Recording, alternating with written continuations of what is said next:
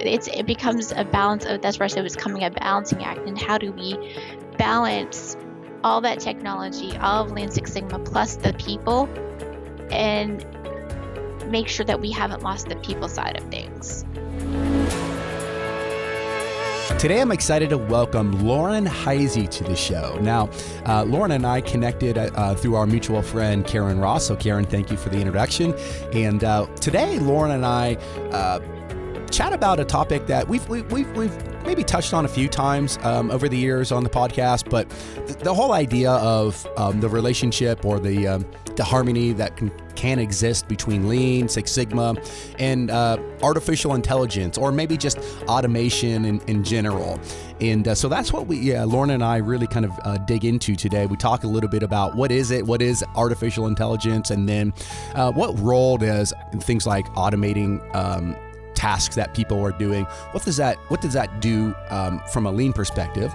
But then we also touch on some of the tougher topics, like, okay, so we're automating some work that people used to do. Aren't we going to be putting people out of work and that sort of thing? So we definitely chat about that as well. So it's really fun, and it was great to have Lauren on. Show notes, which will include everything that we talk about, can be found over at gembapodcast.com. Just look for episode 307. And yes, I am battling a little bit of a weird Texas allergy thing in my throat, so sound a little bit like a frog. It's not your speakers, it's me. I'm sorry. But we fought through it. But again, check out the show notes, gembapodcast.com. Look for episode 307. Okay, enough from me. Let's get to the show. Lauren, welcome to the show. How are you? I'm doing great. How are you doing? I'm doing well. Yeah, I'm so excited to have you on. So we have a mutual friend and Miss Karen. So Karen Ross, who actually was just on the episode, I think it was last week's episode, actually. She introduced me to you and to actually several other fine folks who are going to be coming on here in the coming weeks. So yeah, thanks for coming on. Thank you. Thanks for having me. I'm excited. Yeah. Well, Lauren, we like to begin all of our episodes with our guest sharing a quote. So do you have one? I sure do. So my favorite quote is, "A bad system will beat a good person every time." It's one of my favorite Edward Deming quotes. Yeah, Dr. Deming, he rocks. I love it. All right. Well, today we're going to have a really interesting conversation. I feel, Lauren, I'm fascinated with the topic, which is kind of the relationship, the harmony, if you will, of Lean and Six Sigma with maybe what we look at as the future, not the future, maybe even the present, really, with artificial intelligence or AI, and so. Before we get into that topic, though, maybe it would help if we understood a little bit more about you, Lauren. Maybe your background, how you first got into all this continuous improvement stuff, and then definitely what you're up to these days. Yeah, definitely. So I got my start I started in Six Sigma first it's coming up on 13 years ago when I was working with AT&T. AT&T started with their continuous improvement program where they're using Six Sigma, and then about a year into Six Sigma, they also launched Lean, so they did Lean Six Sigma. And then from there, I moved over into Nielsen, which is the media research, and did work there for a few years. And then it's coming up on a year, I went out on my own to start my own consulting business with Lean Six Sigma. Nice. So what kind of consulting? Is it just traditional kind of Lean Six Sigma consulting, or?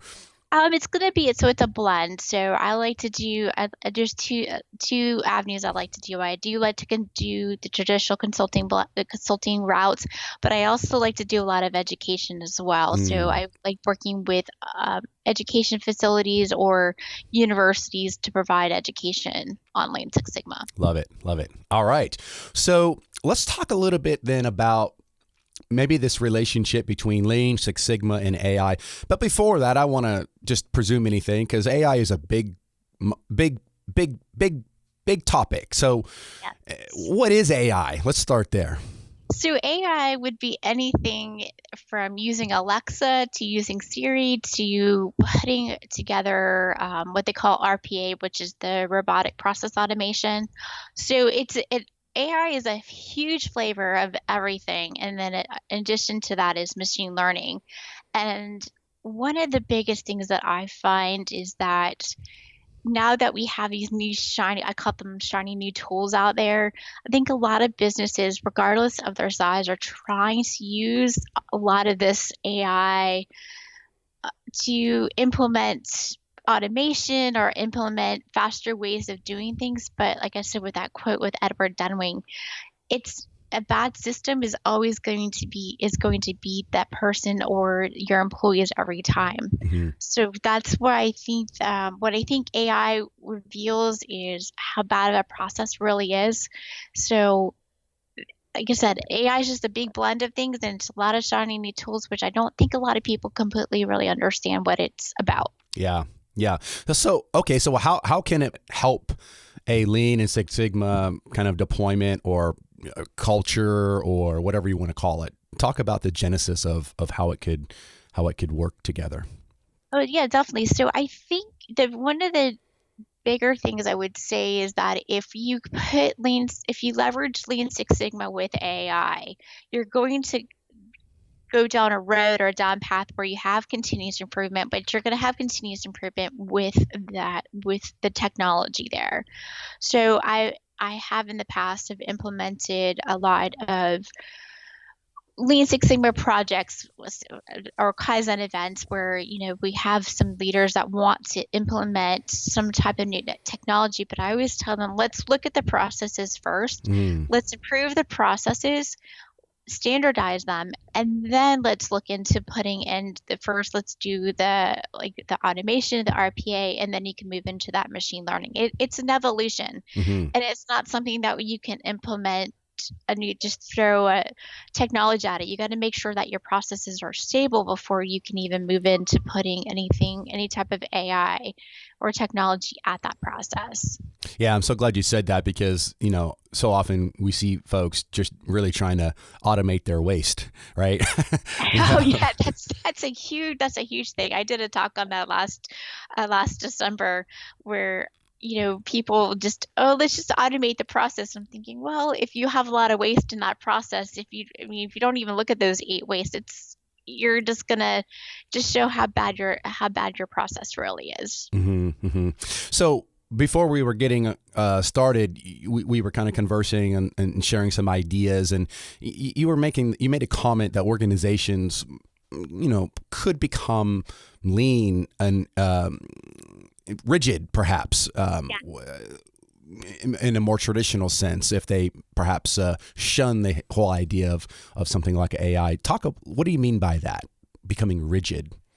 Yeah, definitely. So I think while many organizations today have been using Lean Six Sigma, I would say a lot of organizations are becoming too lean. So they have made the processes too lean, and then they maybe are implementing the technology, but then they're becoming too rigid because then their culture, I think their culture might be with their employees is becoming damaged. And then two, they are becoming less fluid. So change is not easy. So in a world of transformation, while we need to be stable and we need to be very stable, we also need to have that flexibility because we all know that our markets are changing. And then as that technology changes and then as people change, we need to become a little bit more fluid. So it becomes a balancing act. Hmm. Hmm. Hmm. So what do we do? Like, how do we fix it?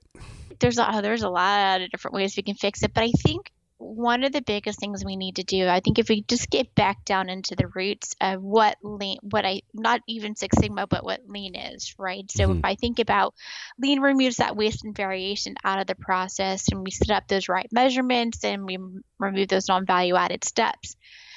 But I think the biggest approach we need to take it is look at it as a toolbox approach. Because if you put Lean and Six Sigma and AI all together, you have this toolbox and you have all these great tools. But I think the biggest thing that is also missing too is that we don't look at the human side or the people side of things. So if you think about the one waste of underutilizing talent, I also look at it as a whole perspective as a whole with people. Because if we aren't looking at our people and we're not looking at our culture, then we're underutilizing those talents at all levels. So I'm not just talking at the person that's doing the job, but I'm also talking up to the CEO as well. How do you it becomes a balance of that's where I said it's coming a balancing act, and how do we balance all that technology, all of Lean Six Sigma plus the people, and make sure that we haven't lost the people side of things. Yeah, what's interesting talking about people with AI is one of the, oh, I don't know, what's the word I'm looking for? One of the complaints, if you will, or concerns with AI is that we're going to have these people-less factories and, just a bunch of intelligent robots running and no one will have a job and that sort of thing. So what's your take on that? Yeah, so that's a good question. One of the biggest things I think is people are becoming afraid. So, if you look back in history, we looked at the way Henry Ford put together the Model T, right? For example, he developed a really great way of developing the Model T and making it really fast. But there they were using machines and they had a lot of unskilled workforce. Mm-hmm. But then if you go back to if you think about what Toyota did with lean manufacturing, this is where I think where lean did it is put the human back into the manufacturing. That's where I think here we can say put the human side back into technology. So for example, yeah, some of the jobs today that we do today can be automated, and especially if the process is very stable. But if you think of the evolution of how things are moving and how fast technology is moving, some of the jobs that we do have today will be automated, but then we're going to be creating new jobs and new skill sets. So that's where I think if we can put together that put the balancing act there where we have Lean Six Sigma, we have AI, and we have the humans, because our human workforce is going to show us the best places to standardize and automate our processes, but also if you intermingle them together, this empowers our workforce to make those changes to allow for that customization that we need. Mm-hmm. And then also instead of having an unskilled workforce, we're going to have a very high skilled workforce going into the future. Yeah. So I wonder if you could, you mentioned earlier, some Kaizen events and whatnot, where maybe we remove some waste and then we use some sort of intelligence to automate something or to, complement something. Can you give us like some examples? You don't have to name any companies or anything like that, but some specific examples of where you've leveraged AI? Definitely. This is that's a great one. I would say one good example I have is I was working with a client and they knew we needed to do some type of automation because we couldn't hire more people to do the job, and they wanted to completely redo the way they were doing all the work. So what we did is we got together with the team, and I always make sure that I have all the right people that are in the room as too. So you have your leaders, you have the people that are doing the job, and we I want to say this, we had to do a virtual Gemba walk because we were pressed for time. But once we got everybody in the room for about 2 to 3 days, we walked through the process, got rid of all the waste. But one of the things we saw that is we had some marketing people doing operations jobs, and then we had some people that were in operations doing marketing job, and then of course we had product leadership that wasn't doing working on the products and thinking for the future. So what we did is we completely redid the whole process. But as we were doing that, we were able to see within the process some steps in the process that could be automated. So instead of if it was a very manual task, take that manual task and automate it. So that's where. Like, what do you mean? Like, give me an example of a task and then how you automated it. This is a good one. It was just data entry. So we had someone that this was a marketing person putting data entry in for new customers that were coming in. Mm-hmm. So instead of capturing their email address and from all these different forms and their contact and the type of company and things that were being sold, all of that was being put into another database from one computer to another. Hmm. So instead of having someone manually put that in, why can't we scrape the contract or scrape the screen or do some type of API Hmm. to just automate that so it Yeah. goes from one database to another database. That's just one simple thing that we put in to get that we put in, and that is considered AI because it is automation. Hmm. And I mean, just that taking away that step from a human and putting that in. Yeah.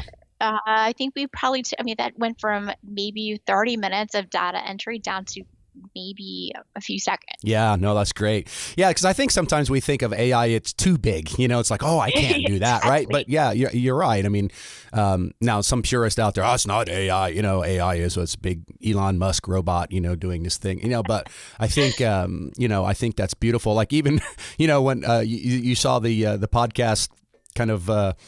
Standard work, whatever you want to call it, that I send Yes. out. Like I literally I use this little snippet program that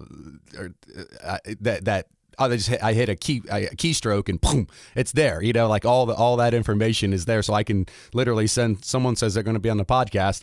3 seconds later, they've got this epic email, or people save it in their email signatures. There's all different types of ways of doing that. But to try to type that all out every time would take me 30 minutes, instead of 5 seconds. Exactly. Exactly. Oh, I have another good example too. This is something I did. I worked with a client in the talent acquisition space. That so you have a manager that needed to post a job that was going to be out on LinkedIn. Mm-hmm. Well, they had to manually type all of this stuff into a form, which is great. But then what we were finding out that the data that was being collected right from that manager, all the way to the point where the jobs getting ready to be posted on LinkedIn, was that there was a lot of data errors. Well, Mm. there was no error. There was no error proofing. I mean, come on, just think about it. Something as simple as poke yoke, right? Mm-hmm. You can automate that to where it's automation where you have drop down menus and you can put some intelligence in that. So if they pick one field, the next field that pops up is only going to give certain answers. So that way the data that you are collecting up front is going to be great data on the back end. Just just some quick examples that I've done with some other clients on that area. Mm-hmm. Another one more quick example. Yeah, these are great.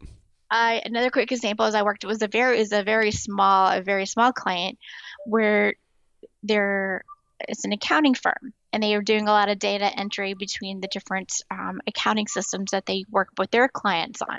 So we just automated so that all the different databases were feeding into each other. So they didn't always have to go in and put the same number in five different databases. Mm. And what was really great about that too is that when they went to go run the reports at the end of the quarter and for the end of the year, it was all very quick and automated, just something they just hit a button, and it was and then they put some intelligent learning in there as well. Got it. Like you said, it's not always a fancy robot, Yeah. but Yeah. Now, can you think of any examples? And this is a maybe unfair question to ask you, but where AI has gone wrong and not done what you wanted to do, or it perhaps made something worse? Can you, or maybe not for you, but maybe you've heard of it? I would say I personally haven't had done. One of the things I do know that that I've read about. So if you think about, I was looking at some data and some statistics is that, 30 to 50% of the initial RPA projects failed. And the reason why is because one of the biggest things is that the data coming into either that the AI or the robot is collecting is not the perfect data. So they're not doing, like I said, something simple as mistake proofing. So that's one area that's really bad. Another one is where AI can go bad is with the wrong processes. So sometimes if you think about it, everybody wants to automate some type of process, but not every process can be automated. an example of where a process can't be automated is if that environment that or the industry or that part of the process is too dynamic. Mm. So something that's not repeatable. There are areas in the different industries where a process can't be automated just because it is too dynamic. And that's where you need to have that human touch point in there. Got it. So if someone's listening to this right now, Lauren, and they're interested in perhaps taking advantage of a, more automation, more intelligence, whatever we want to call it, like what advice do you have for them? Like what are some ways people can kind of step into this? Yeah, definitely. So one of the biggest things I would say is if you want to implement some type of automation into your processes, is first look at the process itself. So looking at it from an end-to-end view, not just, just not in just one area, and then what you want to make sure is that you are collecting correct data. The data coming in is good. That you look at all the eight waste that look at the eight waste and see what you can do to get rid of as much waste as the process as you can. And then the other thing too is look at the non-value add and value add steps. So if you could take out all of that non-value add out of there, that will definitely help you create a stable process and stable environment to start that automation quickly. Mm-hmm. Mm-hmm. Yeah, because you also, like I said before, when I had said before, you want to make sure that your processes aren't too dynamic. There's instances where you can make a process as stable as possible to a point, and that's probably where you can automate part of it. And then once it becomes fairly dynamic, that's where you can have that interaction with the human side on the human side of the process. Yeah, beautiful. Hey, so the last question, we were talking earlier about, people maybe doing different types of work, 10, 15 years from now than they are today. Just like, like you said, when Industrial Revolution came around, people ended up doing different work than they were doing before that, right? So right. I don't think there's any harm or I don't think it's a bad thing. But so my oldest daughter is 17. And, thinking about her future and this and that. Like, what do you think, for a young person who's going to seek education and, do you have any thoughts on what folks going through this whole education process should be focusing on? I saw an article, Elon Musk a month or so ago had some hot sports opinions. Imagine that, on what he thinks. But what do you think? So what I think is, if you are in high school now or going into college or in college, one of the biggest things I think to do is learn is not, I think we have such an emphasis right now on learning different types of technology, which I think is great. And then of course the data science, but I'd say find something that you really like to do. So I know that's just always my general answer because my son is now, he's going to be 26. And I've always told him, I'm like, do something. If you want to do something in business, that's great, but also make sure that you have an open mind and you learn the technology side of things. So to always be open to learning, because once you're done with school, you're still going to continue to learn. There's always going to be new technology coming. Yeah. That's probably my best answer. Because I always tell the students that I mentor that do something that is great for you, because what might be good for someone else might not be good for you. Yeah. Yeah. And just be open-minded and be willing to learn, because technology, no matter where you work, is always going to have some type of impact. Yeah, I was actually scrolling through Audible the other day looking for some more audiobooks. People are probably sick of me talking about all my audiobooks and I can't remember the name of the book, but it was all about the specialization versus being a generalist. And I think right. the book was more a proponent of being more of a generalist and not such a specialist, early on. So I thought it's an interesting take, on really the world, because, how many of us are using exactly what we learned in school, right? Probably very, very few, so. Exactly. I'm going to say, if you ask me my background's in political science, and now I'm doing something completely different. So. Right. Exactly. All right. Well, Lauren, thanks for coming on to the show. This has been fun. If folks want to connect with you or learn more about your consulting business, what's the best way for them to do that? Yeah, there's two ways. So you find me on LinkedIn. I'm very big on LinkedIn, and then of course my website, which is laurenhiseyconsulting.com. Okay, and your last name it's Lauren, Lauren, and Hisey is Hisey, right? That's correct. Yes. Okay, cool. So yeah, and we'll link to everything in our show notes. So that'll be gembapodcast.com. This will be episode 307. So, well, great. Thanks for coming on, Lauren. Karen, I know you're listening. Thank you for introducing us. And definitely thanks, Karen. Yeah. So do you ever get out to any conferences or anything, Lauren? I do. I'm coming up on one this week. It's going to be, it's cybersecurity, which is not Lean Six Sigma related, but something I wanted to learn a little bit more about cybersecurity. So going to the one here in Atlanta this week. You know, it was funny. I was in Atlanta a month or so ago, and I was the Uber driver was telling me all about. He was actually in school and for cybersecurity. That must be a thing in Atlanta, huh? It is. It's a big thing right now here. Yeah. Well, we need it. Goodness. Yeah, definitely. So, anyhow. All right. Well, thanks again. Take care, and maybe we can chat again down the road. All right. Thank you so much for having me. All right. Take care. Thanks for listening to the Gemba Academy podcast. Now, we invite you to take a no-strings-attached, fully functional test drive of GembaAcademy.com. Gain immediate access to more than 1,000 Lean and Six Sigma learning resources, all free of charge, at GembaAcademy.com.